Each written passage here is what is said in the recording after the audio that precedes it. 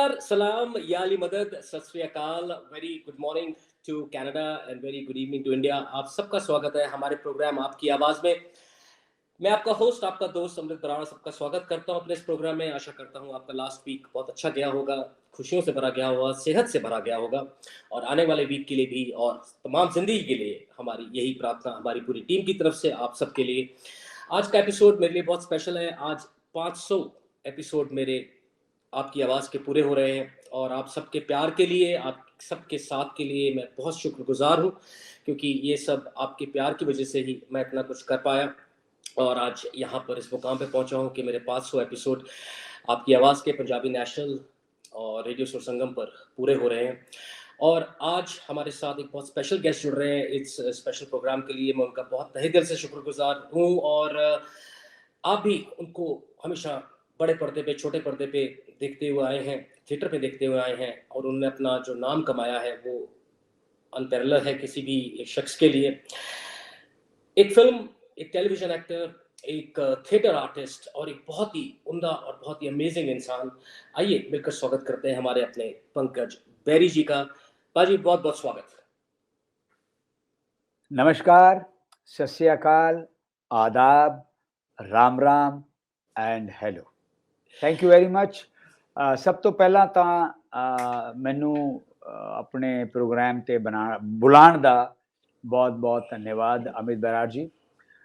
मुबारकां, बहुत बहुत मुबारक हो आपको। आज आपका पंजाबी नेशनल टेलीविजन पर और रेडियो सुर संगम पर 500वां एपिसोड है और वो उससे ये जाहिर होता है, उससे ये पता चलता है कि 500 एपिसोड के मुकाम तक पहुंचने के लिए आपने कितनी शिद्दत, कितनी मेहनत, कितनी डेडिकेशन, डिवोशन के साथ काम किया और लोगों को एंटरटेन किया।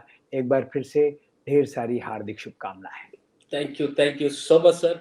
और टू बी वेरी ऑनेस्ट, दिल की बात बता रहा हूँ सर, काफ़ी टाइम से मैं इसी कोशिश में था कि कब आपसे बात हो और कब आपको मैं अपने इस प्रोग्राम में आमंत्रित करूं और आपकी जो एक्सपीरियंसेस हैं, आपकी जो लाइफ है, उसको मैं अपने दर्शकों के साथ, लिसनर्स के साथ शेयर करूं, क्योंकि आपको दुनिया भर में प्यार किया जाता है और स्पेशली मेरी फैमिली बहुत बड़ी फ़ैन है आपकी। और एक जो आपका कैरेक्टर है तेनेली रामा में, उसने तो हमें पूरा घायल कर दिया आपके लिए। और एक जो आपका किरदार मैं आज तक नहीं भूल पाया, वो पेरिस बाबू का था। आपको मैं पेरिस बाबू भी बुलाता हूँ। जो क्राइम सीरियल जो आती है उसमें आपका एक बहुत ही अमेजिंग करेक्टर रहा है और एक बहुत ही अमेजिंग आपने रोल प्ले किया। लेकिन अगेन बात करते हैं, शुरुआत करते हैं आपके बचपन की, आपके उस जर्नी की जहाँ तक आप आज पहुँचे हैं। पंकज जी के बारे में मैं थोड़ा बताना चाहूँगा कि he did his post graduation from Department of Indian Theatre, Punjab university, Chandigarh. बहुत सारे थिएटर्स में इन्होंने काम किया और इनका पहला ब्रेक जो टेलीविजन सीरीज में मिला, जहाँ तक मेरी नॉलेज का सवाल है, गुल गुलशन गुलफाम, जो दूरदर्शन में आया 1987 में। और अगेन वहाँ से इन्होंने मुड़कर पीछे नहीं देखा और तरह तरह के इन्होंने करैक्टर्स किए हैं और फिल्मों में काम किया है। तो आइए बाकी उनसे ही जानते हैं।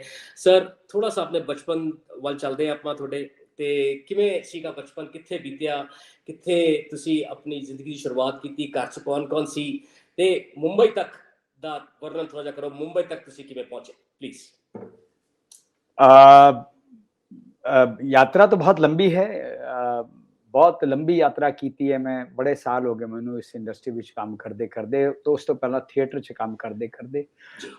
अगर डिटेल च गल करांगे तो बहुत लगता है, टाइम लग जाएगा। मैं समरी दसांगा जी। पैदा मैं हरियाणा विच होया, पलिया वधिया कालका पिंजौर च, स्कूलिंग कालका पिंजौर तो की, ग्रेजुएशन कुरुक्षेत्र यूनिवर्सिटी तो की, उस तो बाद एमेच्योर थिएटर करता रहा, कालका पिंजौर यूनिवर्सिटी लेवल ते थिएटर करता रहा। फिर department of Indian theatre Chandigarh च एज प्रोफेशनल एक्टर ट्रेनिंग लेनी शुरू की। डिप्लोमा पहला मैं किया 1 साल का, mine was the last batch of diploma and then mine was the first batch of MA.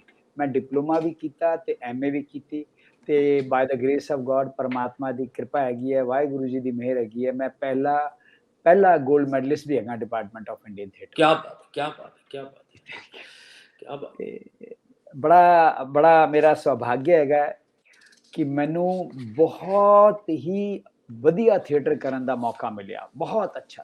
ਮੈਂ ਬੜੇ यादगार प्लेस ਕੀਤੇ ਨੇ, क्लासिक प्लेस ਕੀਤੇ ਨੇ ਤੇ उन सभी क्लासिक प्लेस में मुझे मुख्य किरदार निभाने का मौका मिला है, चाहे वो घासीराम कोतवाल हो जिसमें घासीराम किया, हैमलेट में हैमलेट किया, रोशमन में बैंडिट किया, हीर रांझा में रांझा किया, मिर्ज़ा साहिबा में मिर्ज़ा किया, मड़ी दा दीवा किया और भगवत अजूके में शांडिल्य किया, मत्तविलासम में कापाली किया, उरुभंगम में अश्वत्थामा किया। क्या बात है। Different kind of characters and बहुत ये सब यात्रा चलती रही और उसी के दौरान सागर सरहदी साहब एक बायलिंगुअल फ़िल्म शुरू करने वाले थे जिसका हिंदी में नाम था अगला मौसम और पंजाबी में उसका नाम था वग दे पानी। तो उसके लिए वो अपना टैलेंट हंटिंग के लिए और लोकेशन हंटिंग के लिए चंडीगढ़ की तरफ आए थे। तो वहाँ सागर साहब बड़ा नाम थे उनका, प्रेस क्लब वालों ने स्वागत किया। तो सागर साहब ने वहाँ पूछा कि यहाँ के टैलेंट के बारे में बताइए। तो घासीराम कोतवाल मेरा ताज़ा-ताज़ा बहुत फ़ेमस होके हटा था, प्रेस वालों ने बहुत उसके बारे में लिखा था। तो प्रेस वालों ने बोला department of Indian theatre Chandigarh में एक लड़का है पंकज बेरी। तो डिपार्टमेंट में आए, मेरे टीचर्स से पूछा, टीचर्स ने भी इत्तेफ़ाक से मेरा नाम लिया और फिर मेरी मुलाकातें हुई। मुझे अपनी दोनों फ़िल्मों के लिए सागर साहब ने फ़ाइनल कर लिया। उसके 1 साल बाद उसकी शूटिंग हुई, फ़िल्में पूरी हो गईं। लेकिन अब किसी कारणवश या क्या कहा जाए या डेस्टिनी या जो भी सागर साहब का कुछ पुराना केस था, वो आई डोंट नो टेक्निकल क्या प्रॉब्लम थी। वो फ़िल्में आज तक लोगों के सामने नहीं आ सकीं, लेकिन मैं मुंबई पहुँच गया उन फ़िल्मों के कारण और मेरी यात्रा शुरू हो गई और यात्रा चलती रही और चलते-चलते फिर तमस आया, फिर सांझा चोला आया, फिर फ़िल्में करता रहा, फिर सुधीर मिश्रा साहब के साथ बहुत बेहतरीन फ़िल्म की मैं ज़िंदा हूँ, उसका मैं हिस्सा रहा। फिर भारत एक खोज श्याम बेनेगल साहब के साथ किया जिसमें मैंने 12 किरदार निभाए अलग-अलग और उसके बाद फिर मेरा आया जिसका आपने ज़िक्र किया गुलशन, गुलफ़ाम, जिसने पॉपुलैरिटी के लिहाज़ से मुझे एक बहुत बेहतरीन प्लेटफ़ॉर्म दिया। फिर उसके बाद फ़िल्में चलती रहीं, जुनून आया, स्वाभिमान, तारा, उम्मीद, शतरंज वगैरह करते-करते यात्रा चलती। अभी आपने ज़िक्र किया तेनाली रामा का जो अभी ताज़ा-ताज़ा ही 1 साल पहले ही ख़त्म हुआ है और जिसको लोगों ने बहुत प्यार दिया ऑल ओवर और वो तथाचार्य का किरदार बहुत पसंद किया गया।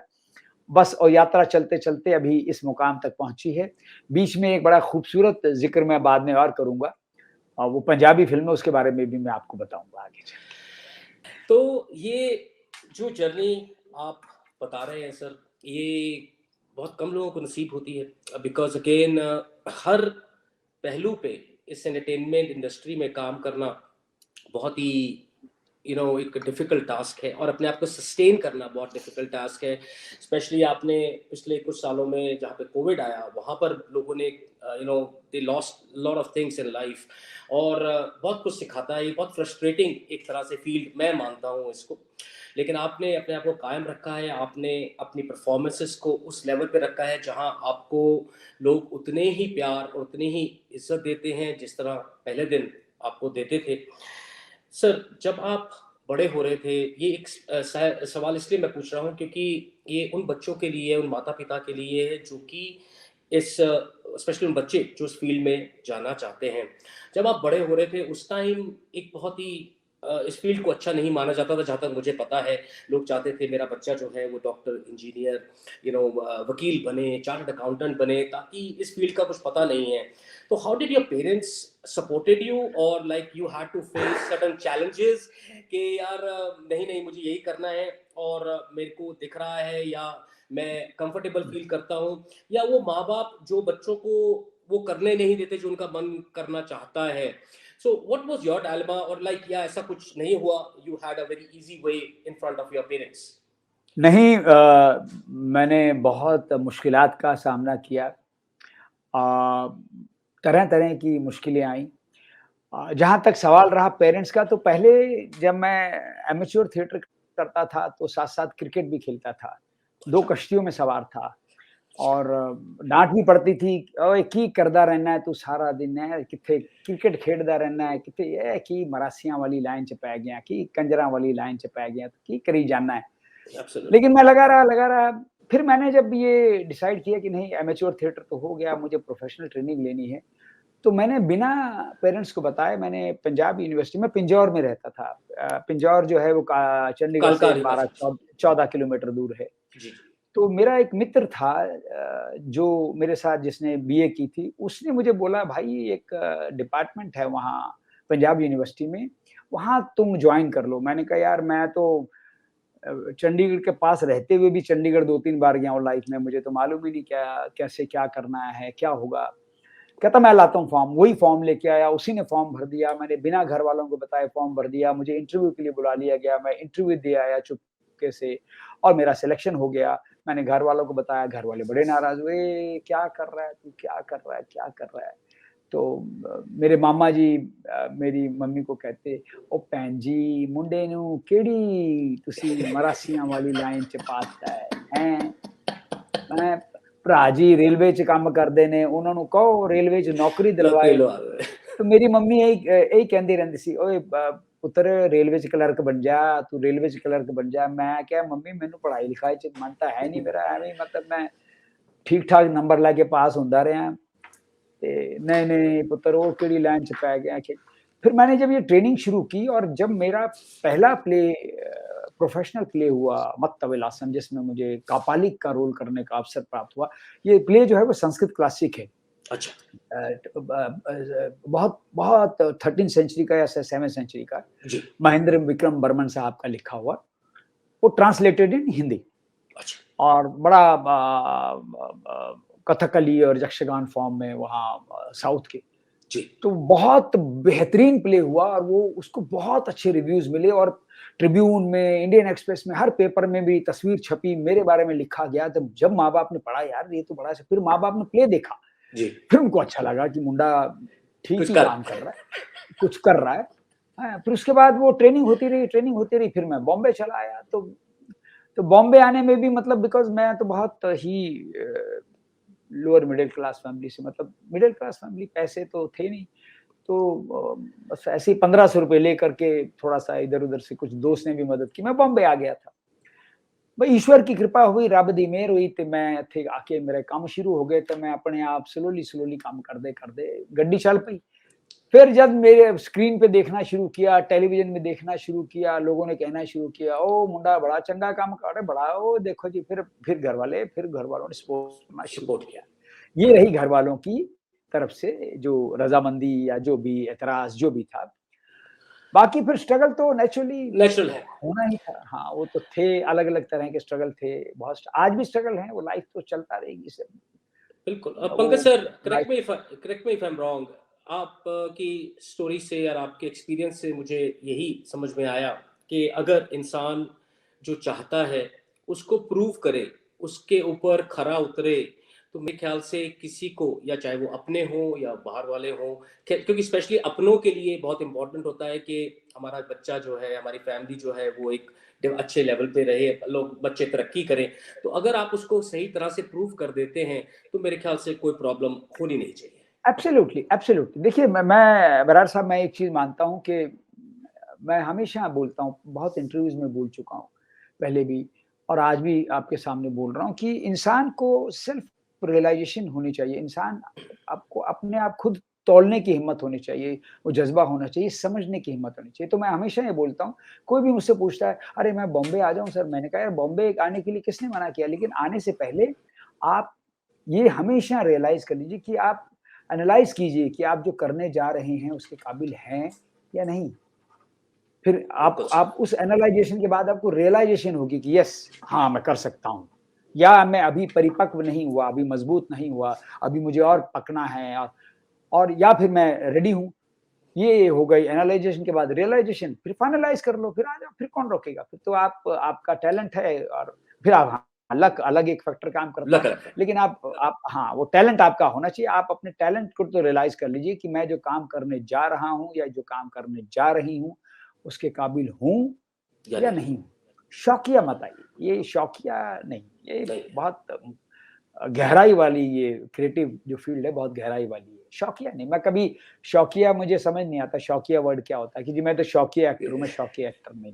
क्या बात है, क्या मुझे बात शौक नहीं है, मेरा प्रोफ़ेशन है, मेरी रोज़ी-रोटी है, मेरा ब्रेड बटर है और इसको मैं समझ चुका था कि मुझे और कुछ नहीं कर पाऊँगा, यही मुझे करना आता है, तो मैं आया था यहाँ पे। क्या बात है। दूसरा पहलू सर, जो आपने ट्रेनिंग ली, जो आपने थिएटर किया, आपने उसको समझा, आपने उसको पढ़ा। एक फैक्टर वो आता है, कई लोगों से मैं बात करी या कई लोगों से मैं जब और आजकल भी बात करता हूँ, तो सुनने को मिलता है कि नहीं, मैंने कुछ सीखा नहीं। मैं यहाँ बस आ गया और यहाँ पर देख-देख के सीखा और या फिर लोगों से थोड़ा बहुत सुन लिया, कर लिया। आपके हिसाब से इज़ इट करेक्ट और one should first gain knowledge and then give your output? देखिए बराड़ साहब, मेरा ज़ाती तौर पे मेरा ये मानना है। जी, जी, पहली बात बिल्कुल। तो ये है कि ये टैलेंट जो है ये गॉड गिफ्टेड है। ये ऊपर की तरफ से ऊपर वाला देता है टैलेंट, रब दी मेहर होती है। जी, और इंसान अगर ये स्टेप लेता है, तो ये तो पक्की बात है कि उसमें वो टैलेंट है ऊपर वाले की तरफ से, तभी उसने ये स्टेप लिया है, पहली बात। क्या बात दूसरी बात, मेरा ये मानना है कि ये तो आपको समझ में आ गया कि आप में टैलेंट है, क्योंकि रॉ टैलेंट है, रॉ, है ना? अब उसको मांझना है, तो उसको मांझने के लिए, उसको तराशने के लिए आपको किसी न किसी, मेरे हिसाब से, थिएटर इंस्टीट्यूट को जॉइन करना चाहिए या आपको थिएटर करना चाहिए, ताकि वो आपकी एक काइंड ऑफ ट्रेनिंग हो जाती है। थिएटर आपको बहुत कॉन्फिडेंस देता है, बारीकियाँ समझाता है, बहुत चीज़ें आपको समझ में आती हैं, आप अपने टैलेंट को तराशते हैं। और फिर जब आप फील्ड में आते हैं तो आप में एक आत्मविश्वास होता है। आप कन्फ्यूज़ नहीं होते हैं कि आप क्या करने जा रहे हैं, आप नर्वस नहीं होते हैं। मैं कभी मुझे हाँ, एक नर्वसनेस जो थिएटर में हमेशा होती थी, पहली एंट्री जब होती थी प्ले में, पहली एंट्री, वो होनी चाहिए, एक इज़ ए पॉज़िटिव साइन। वो आज भी, जब पहली बार मैं कोई जैसे तथाचार्य के रोल में जब फर्स्ट डे मैंने शॉट लिया, तो I was little bit nervous कि मैं इसको कैसे करूँगा। फिर उसके बाद फिर वो एक लेवल मेंटेन चीज़ें होता रमा चला हो गया जाती आपकी। हैं। जी, जी, जी। जी, जी, जी, जी। नहीं, बहुत बढ़िया बात सर।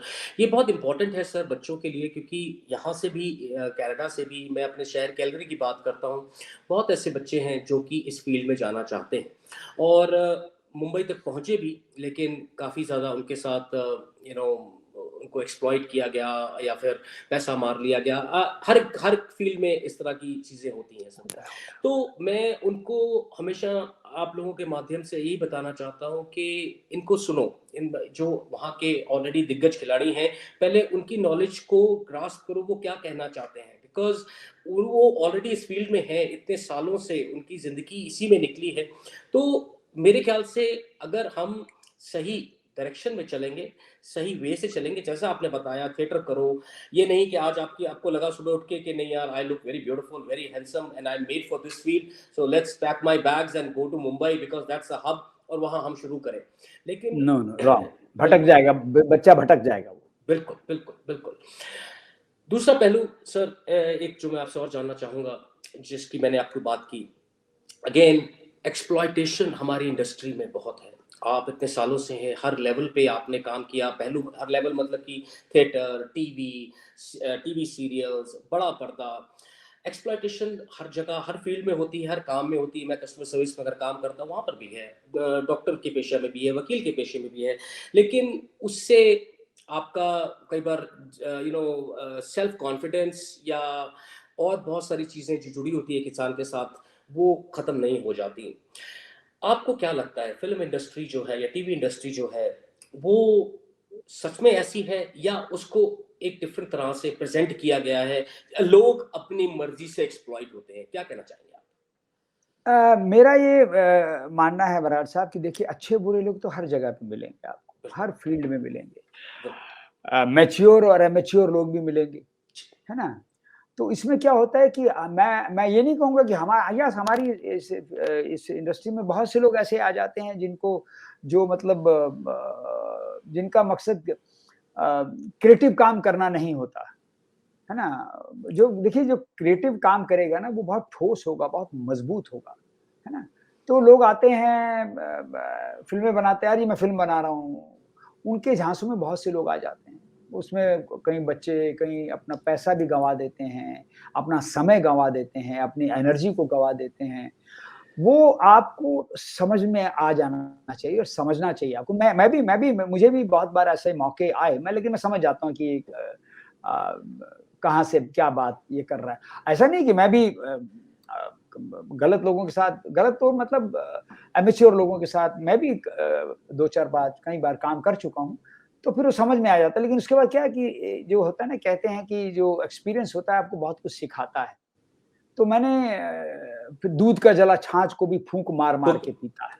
हाँ, तो वो मुझे समझ में आ गया कि दूध का जला छाछ को फूँक कैसे मारता है, वो मैंने देख लिया। हाँ, मेरा क्या है, मैं ये नहीं, मतलब हाँ, ये मैं ज़रूर समझता हूँ कि पैसों को लेकर के मैं भी अच्छे काम के लिए कॉम्प्रोमाइज़ करता हूँ कि भैया ये पैसे कम हैं, काम करना चाहिए, अच्छा काम करना चाहिए। लेकिन यहाँ पे इतनी तो आपको समझ ज़रूर होनी चाहिए कि ये काम अच्छा कर रहा है या कि बुरा कर रहा है। इसका काम वो समझ में आ जानी चाहिए। मेरे ख़्याल से आज की जो जनरेशन है बहुत इंटेलिजेंट है, बहुत समझदार है।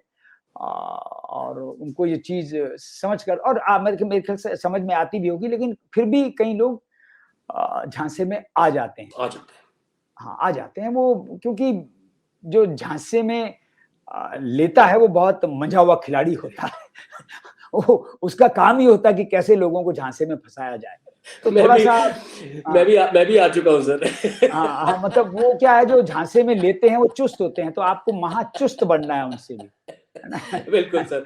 ਸਾਡੇ ਪੰਜਾਬੀਆਂ 'ਚ ਪ੍ਰੋਬਲਮ ਇਹ ਹੈ ਸਰ, ਅਸੀਂ ਨਾ ਦਿਲੋਂ ਕੰਮ ਕਰਦੇ ਆ, ਦਿਮਾਗ ਤੋਂ ਕੰਮ ਨਹੀਂ ਆਪਾਂ ਕਰਦੇ। ਇਮੋਸ਼ਨਲ ਹੁੰਦੇ ਆ ਜੀ, ਇਮੋਸ਼ਨਲ ਹੁੰਦੇ ਆ। ਬਿਲਕੁਲ ਤੁਸੀਂ ਆਪਾਂ ਦਿਲ ਤੋਂ ਸੋਚਦੇ ਆ, ਇੱਥੋਂ ਨਹੀਂ ਸੋਚਦੇ। ਬਿਲकुल, बिल्कुल। ਹਾਂ, ਤੇ ਤੇ जब ਫਿਰ बंदा दिलों सोचता हाँ, है ना, कई बार मार खा जाता है, लेकिन इंसान वही है सर, जो एक बार मार खाने के बाद उठ के दोबारा चले और उससे एब्सोल्युटली सीखे हाँ, सीखे।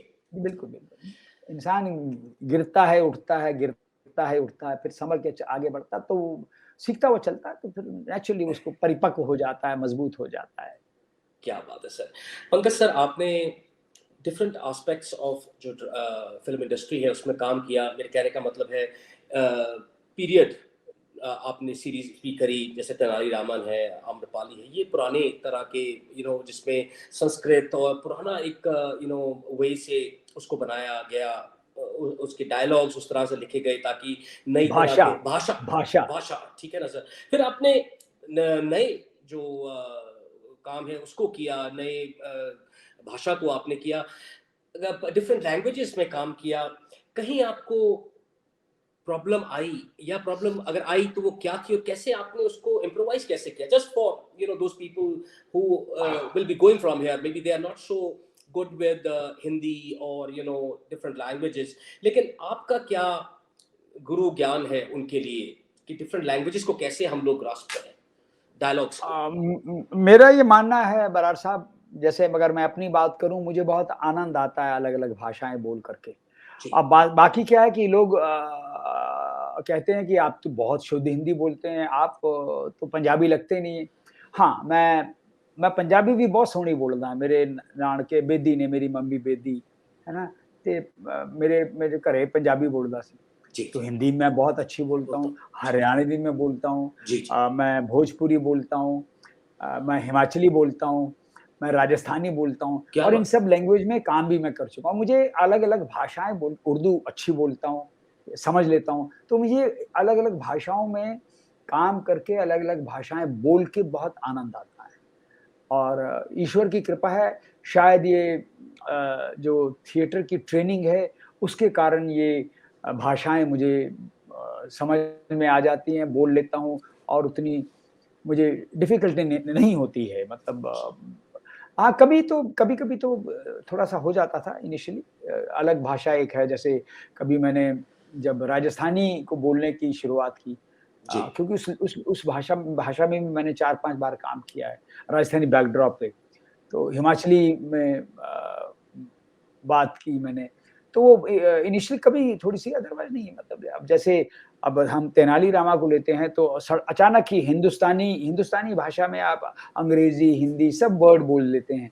लेकिन जब तेनालीरामा जब हमने शुरू किया, तो आपको एक शुद्ध हिंदी बोलनी होती बिल्कुल है। बिल्कुल मतलब बिल्कुल। हिंदी एकदम कलिष्ठ हिंदी, शुद्ध हिंदी।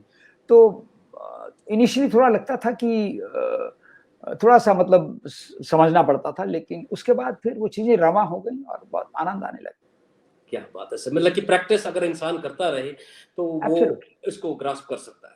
एब्सोल्युटली परफेक्ट हो जाता है इंसान, प्रैक्टिस करते करते ही परफेक्ट होता है। पंकज सर, आपका एक एक्सीडेंट हुआ 1992 में, जी। तो वो कैसे हुआ और कैसे इसने इफेक्ट किया आपको? आह, अ, हाँ, बहुत कष्ट वाली, अब मैं रियलाइज करता हूँ हम्म, कि बहुत कष्ट वाली स्थिति थी वो, जी बहुत दुखदाई स्थिति थी वो, जिसमें शारीरिक नुकसान भी हुआ, मानसिक नुकसान भी हुआ और फाइनेंशियली नुकसान भी हुआ और काम का भी बहुत नुकसान हुआ। जी जी जी जब मेरा एक्सीडेंट हुआ सैनिक फ़िल्म में बराड़ साहब, उससे पहले मेरी 1990 में एक फ़िल्म आई थी, कॉलेज गर्ल, जो बहुत बड़ी हिट हुई थी, जी बहुत बड़ी। मैं उसमें मुख्य खलनायक था। जी कमर्शियली मतलब ये समझ लीजिए कि वो मेरी पहली हिट फ़िल्म थी। जी अमिता नागिया की पहली फ़िल्म थी बिल्कुल एज़ हीरोइन और एज़ विलेन मेरी वो पहली फ़िल्म थी। उसके बाद मुझे ढेरों फ़िल्में मिली, बहुत जी फ़िल्में मेरे हाथ में थी। मतलब मैं इंडस्ट्री में एज़ यंग विलेन बहुत फ़िल्में साइन कर रहा था। उन्हीं में से एक फ़िल्म थी सैनिक, सैनिक सैनिक, जिसमें अक्षय अक्षय कुमार कुमार साहब थे। हाँ जी, शूटिंग के दौरान हादसा हो गया। वो स्टंटमैन की गलती की वजह से, वो ड्राइवर की गलती की वजह से हादसा हो गया, जिसमें अक्षय बाल-बाल बच गए और मैं लपेटे में आ गया और बहुत चोट लगी, ये मतलब सिर्फ़ एक थाई में, राइट फीमर थाई में, बाकी बच गया था, लेकिन वो चोट जो लगी थी बहुत बुरी लगी थी, बहुत ज़ोर से लगी थी। तो उसको ठीक होने में समय लगा और बहुत सी फ़िल्में हाथ से, उस वक़्त मेरे हाथ में तकरीबन 25, 26, 27 फ़िल्में थी मेरे हाथ में, वाह, साइन्ड, ऑन फ्लोर फ़िल्में, और ऐसी फ्लोर बहुत सी फ़िल्में, छोटी-बड़ी सब मिलाकर के काफ़ी फ़िल्में थी मेरे हाथ में, जिसकी कुछ की शूटिंग चल रही थी, कुछ की शुरू होने वाली थी, कुछ का साइनिंग अमाउंट आ चुका था। कुछ फ्लोर पे जाने वाली थी, लेकिन वो सब गड़बड़ हो गया फिर। तो लेकिन जब मैं नर्सिंग होम में था, तो एक्सीडेंट के दौरान तो कुछ उस समय के जो दिग्गज प्रोड्यूसर थे, उनके मैसेज भी आए कि साइनिंग अमाउंट भेजें या कि खुद चल के आओगे? तो मैंने कहा मैं खुद चल के जाऊँगा। तो मैं खुद चल के भी गया था, 1 डेढ़ साल के बाद। तब चीज़ें थोड़ी बदल गई थी बिकॉज़ पंकज बेरी चोटिल हो चुका था और फिर समय के साथ-साथ चीज़ें बदल जाती हैं, लोग बदल जाते हैं, हालात बदल जाते हैं। लेकिन मैंने हिम्मत नहीं हारी, मैंने कहा नहीं कोई बात नहीं, ठीक है।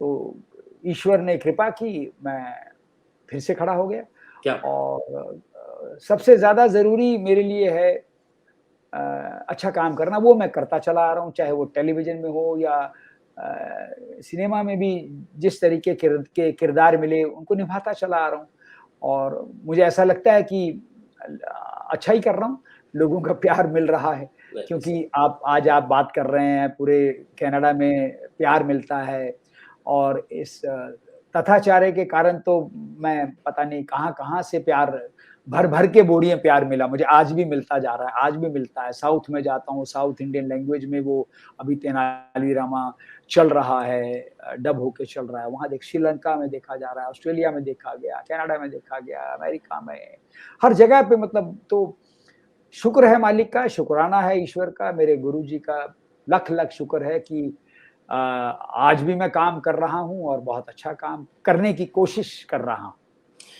सर भगवान और वाहिगुरु आपको, अल्लाह जिस जो भी नाम है उसका, वो आपको ऐसे ही खुशियाँ देता रहे और ऐसे ही आपको आगे बढ़ाता रहे, ताकि आप जो काम कर रहे हैं, मेरा ये मानना है कोई भी एक्टर, कोई भी आर्टिस्ट जो भी काम कर रहा है वो पब्लिक के लिए कर रहा है, हम जैसे लोगों के लिए कर रहा है। And we are so thankful to you कि आप हमें ऐसा एक लाइफ का एस्पेक्ट देते हैं जहां हम बैठ के टीवी के आगे सब कुछ भूल जाते हैं और अपने दुख दर्द साइड में रख के, अपनी परेशानियां साइड में रख के उस पर्टिकुलर एस्पेक्ट में आ जाते हैं। We are so thankful to you for doing that amazing work for us. और हमें यही प्रार्थना करनी चाहिए कि जितने भी हमारी ये फैमिली है, फैटर्निटी है फिल्म इंडस्ट्री की या टीवी इंडस्ट्री की, ऐसे ही खुशियों से भरी रहे, ताकि लोग यहाँ पर हमारे लिए, पब्लिक के लिए काम करते रहें और हमें खुशियाँ देते रहें और हमारे दुख दर्द को थोड़ी टाइम के लिए दूर करते रहें। लास्ट क्वेश्चन आज का मैं आपसे पूछना चाहूँगा सर, कोविड ने हमें बहुत कुछ सिखाया, और कोविड की वजह से एक बहुत बड़ा एक प्लेटफॉर्म ओटीटी का सामने आया, और शॉर्ट फिल्म्स का एक तत्व सामने आया। तो टीवी, ओटीटी और बड़ा पर्दा, ये एक तीन डिफरेंट एस्पेक्ट्स हैं। थिएटर तो हमेशा है, हमेशा रहेगा, वो चेंज नहीं हो सकता, लेकिन लोगों के पास एक नया टूल आ गया है कि हम काम पे हों, हम ट्रैवल कर रहे हों, घर में बैठे हों, बस में हों, ट्रेन में हों, हम लोग टीवी अपने फ़ोन के ज़रिए या टैबलेट के ज़रिए कोई भी प्रोग्राम हम लोग देख सकते हैं, किसी टाइम पे देख सकते हैं, फ़िल्म्स को देख सकते हैं। बड़ी से बड़ी फ़िल्म भुज ओटीटी पे रिलीज़ हुई, उनका भी I was very fortunate to interview people from Bhuj also. लेकिन आपको क्या लगता है as an actor, as as an artist, as the family member of that family, कि लोगों का जो मन है वो बड़े पर्दे से उठ जाएगा, या लोग अपने आराम के हिसाब से इसमें ओटीटी में चले जाएंगे, या बड़ा पर्दा रहेगा जब तक टाइम है, बड़ा पर्दा हमेशा रहेगा? बड़ा पर्दा तो बड़ा पर्दा है, वो तो हमेशा रहेगा, वो कहीं नहीं जाएगा। हाँ, ये थोड़ा-सा ज़रूर है कि लोगों में अभी एक डर है, थोड़ा-सा, और दूसरा एक ऑप्शन भी मिल गया है, ये आपने बड़ा अच्छा बोला, ओटीटी में लोग बोलते हैं, "अरे यार, सिनेमा हॉल में जाके क्या देखना, आ ही जाइए 1 आई महीने जाए। बाद, 15 दिन बाद देख लेंगे।" लेकिन एक चीज़ हमें नहीं भूलनी चाहिए बरार साहब, बड़ा पर्दा ही होता है। बड़े पर्दे पर आप जब फ़िल्म को देखते हैं तो आहाहा होता है। ओटीटी में आप हाँ, हर कोई अपने घर में बहुत बड़ी स्क्रीन अफ़ोर्ड नहीं कर सकता है ना? तो कइयों के पास तो कई तो मोबाइल में ही देखते हैं ओटीटी, जी है ना? जी जी तो जी। वो संकुचित हो जाता है, छोटा वो छोटे मतलब वो पर्दा छोटा हो जाता है। हाँ, कंटेंट तो वही होता है लेकिन पर्दा, लेकिन वो जो ग्रैंडर जो वो चीज़ें बड़े पर्दे पे दिखती हैं, वो बड़ा पर्दा ही है। तो बड़ा पर्दा तो कहीं नहीं जाएगा, वो तो हमेशा रहेगा। और ये अब ओटीटी आ गया, ओटीटी भी चलता रहेगा, टेलीविज़न तो चलता ही रहेगा, और और बड़ा पर्दा भी चलता रहेगा। मतलब कि अभी सब चीजें अपनी अपनी अपनी एक प्लेस बना हाँ, लेगी हाँ, लाइफ में। हाँ, हाँ, क्या हाँ, बात है, ये क्या! तीनों अलग-अलग हैं, और एक ही हैं, और एक ही चीज़ के 3 पहलू हैं। क्रिएटिव है, वो भी क्रिएटिव फ़ील्ड है, ये भी क्रिएटिव, इसमें भी क्रिएटिविटी होती है। थोड़े पैमाने अलग-अलग हो जाते हैं, और क्या होता है, बारीकियाँ थोड़ी अलग हो जाती हैं। बाकी तो अगर मुझसे कोई पूछा जाए, सवाल पूछे, "अरे! एज़ एन एक्टर आप क्या फ़ील करते हैं? आपको ओटीटी में काम करना अच्छा लगता है, या बड़े पर्दे पे काम करना अच्छा लगता है, या टेलीविज़न पे काम करना अच्छा लगता है?" मुझे तो तीनों में अच्छा अच्छा लगता है, लगता है, क्योंकि क्या! मुझे तीनों जगह पे कैरेक्टर को जीवित करना होता है, जीना क्या! होता है कैरेक्टर, बस खत्म बात। क्या! और तो मैं तो एन्जॉय करता हूँ। अभी मैंने ओटीटी भी 2 किए हैं, 2 वेब सीरीज़ की हैं, इंटरेस्टिंग वेब सीरीज़, उनका मैं हिस्सा हूँ, आएँगी, जल्दी आएँगी। तो वो आनंददायक। बाकी हाँ, मैं आपके माध्यम से सभी को सूचित करना चाहता हूँ कि बहुत जल्दी मेरी एक पंजाबी फ़िल्म आ रही है सबके जी सामने। जी। मैंने पहले भी पंजाबी फ़िल्में की थी, लेकिन फिर वो बहुत साल पहले, उसके बाद बहुत लंबा वक़्फ़ा आ गया, क्योंकि थोड़ा बहुत साल पहले मुझे ऐसा लगा कि पंजाबी सिनेमा थोड़ा-सा डामाडोल हो गया, डाउन हो काफ़ी गया। पुरानी बात है। तो मैं थोड़ा, अब पंजाबी सिनेमा इतना बढ़िया हो गया, इतना रिच हो गया है, तो मुझे अभी ये ये 2.5 साल पहले एक बड़ी बेहतरीन फ़िल्म करने का अवसर प्राप्त हुआ, जिसको प्रोड्यूस किया है पीटीसी ने। अच्छा। और ये वो कोरोना के कारण थोड़ा-सा डिले हो गया। डिले हो, अब वो अगले महीने या उसके अगले महीने वो फ़िल्म सबके सामने आ जाएगी। क्या बात उस फ़िल्म का नाम है सीतो मरजानी। है! अच्छा। और हाँ, और उसमें मैंने मुझे ऐसा लगता है कि बहुत बेहतरीन किरदार करने का मुझे अवसर प्राप्त हुआ है। क्या बात गौरव राणा उस फ़िल्म के डायरेक्टर हैं, जिनकी अभी वेब सीरीज़ अभी चल रही है, आप सब देख ही रहे होंगे, वो ये जो अभी चौसर जो अभी पीटीसी नेटवर्क पे चल रही है। पीटीसी ओटीटी पे आई है, ओटीटी प्लेटफ़ॉर्म पे आई है, चौसर। है! ओके। वो सेम डायरेक्टर हैं उस फ़िल्म के, और पीटीसी ने फ़िल्म को प्रोड्यूस किया है। It's a feature film, full length film है, और बेहतरीन कंटेंट है, और बहुत मनोरंजन है फ़िल्म के अंदर। एक बहुत ही सीरियस सब्जेक्ट को बहुत ही लाइटर वे में अच्छी अच्छी लाइट मूवमेंट के साथ कहा गया है। और बस उस फ़िल्म का इंतज़ार करो, बहुत स्वाद आएगा, बहुत बढ़िया लगेगी फ़िल्म लोगों को। सर डेफिनेटली आपने जो भी किरदार निभाए हैं और जिस वे में भी निभाए हैं, वी ऑल लव इट, और आने वाली भी जो भी फ़िल्में हैं आप हमेशा हमें याद रखें। We are there for you to spread your words wherever we are. We are very fortunate कि बहुत प्यार मिलता है हमारे चैनल को, हमारे प्रोग्राम्स को, और दुनिया भर में देखा जाता है। और जब भी आपको ज़रूरत हो किसी भी तरह के कंटेंट को, आपके मैसेज को पहुंचाने के लिए प्लीज आप हमें याद रखें। एब्सोल्युटली, मैं आपसे बाकायदा फिर बात करूंगा जैसे ही वो फिल्म जी, रिलीज की अनाउंसमेंट सामने आएगी, मैं जी। आपके सामने फिर मौजूद हो जाऊंगा। डेफिनेटली सर, और मैं आपका बहुत शुक्रिया अदा करता हूँ, इतनी अमेजिंग जर्नी आपने हमें आज बताई, और full of inspiration, full of experience, और बिल्कुल आराम से चलना। ये मैंने सीखा आज आपसे कि कोई भी हबर दबर नहीं, इंसान अगर अपने इरादे का पक्का हो, धीरे धीरे चल के इंसान अपनी मंजिल तक पहुंच जाता है। और मेरे ख्याल से यही आपने आज हमें सिखाया। We are so thankful to you for taking out your experience in front of our listeners and viewers. Before we end today's program, sir, आप क्या मैसेज देना चाहेंगे आवाम को सर, प्लीज? मैं आपके माध्यम से यही मैसेज देना चाहूँगा सभी को कि प्लीज़ जितना प्यार आप आज तक मुझे देते आए हैं, उतना ही प्यार, उससे भी ज़्यादा प्यार, उससे ही ज़्यादा आशीर्वाद, उससे ही ज़्यादा दुआएं और देते चले आएँ, देते जाएं।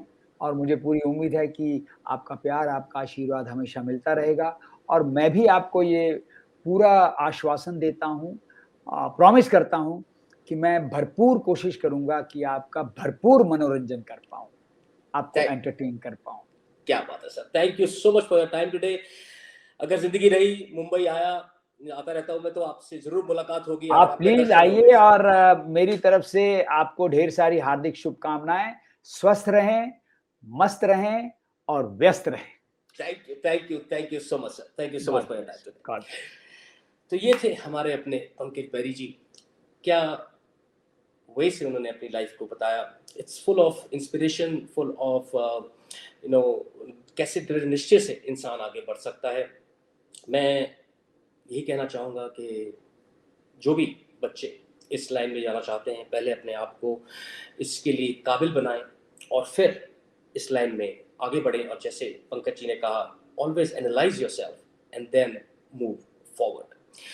आज के इस एपिसोड के लिए अगेन 500th एपिसोड है मेरे प्रोग्राम का। Thank you so much for your love and affection and your support. फिर मेरा वही मैसेज कि हर टॉक शो का मतलब सिर्फ ब्रेकिंग न्यूज़ नहीं, बहस नहीं, हंगामा नहीं। ये टॉक शो है आपकी आवाज़ का, आपके मुद्दे का और आपके जज्बात का, क्योंकि आपका भरोसा हमारी जिम्मेदारी है, क्योंकि उम्मीद आपकी और कोशिश हमारी है। स्वस्थ रहें, मस्त रहें, खुश रहें। जल्दी मुलाकात होगी, तब तक के लिए टेक केयर। Thank you.